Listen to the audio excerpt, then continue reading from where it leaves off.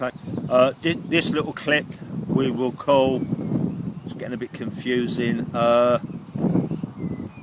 grafting in brackets end of April, May. There's May blossom on this tree here. In brackets, reworking old trees. Just a minute ago we saw the trying to grow Penryn pearwood, which is really rare, but there's only 2 trees as far as we know. Trying to grow that reasonably successfully on the pear tree over there, the conference pear over there.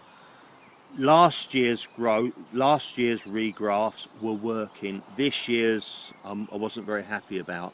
You can see here, this tree here, look at the bark. This is a hawthorn tree. This is hawthorn, isn't it? There's May blossom up there. You can see here the hawthorn is moving quite strongly, and I'm now rubbing out the growth on the hawthorn. See that coming off? We're killing all that growth there, and you can see that here the pearwood, the Penryn pearwood, is starting to take, it's starting to move.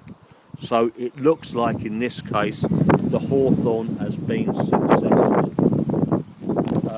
We can see, if we just nip down here, this is a piece. This is now a pear tree grafted onto. See the union there.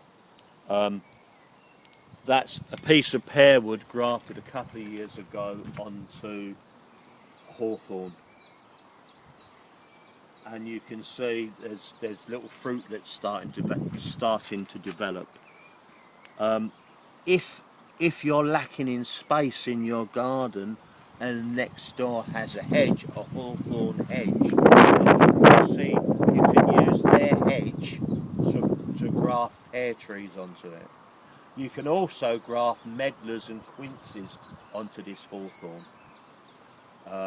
By the same token, if you've got a pear tree that you don't particularly like, or you want more varieties, you can scrounge graft wood off people like me and then rework your tree and turn it into a family tree, a tree with 4 or 5 different varieties of pear on it. Also, if you've got sloes growing in your garden, or again in your hedge, you can turn your sloe hedge into, by the same method, turn your sloe hedge into a damson tree, a plum tree, a gage, or a mirabelle mirabilis. Sloe bushes will take stone fruit, not cherries, but the plum types.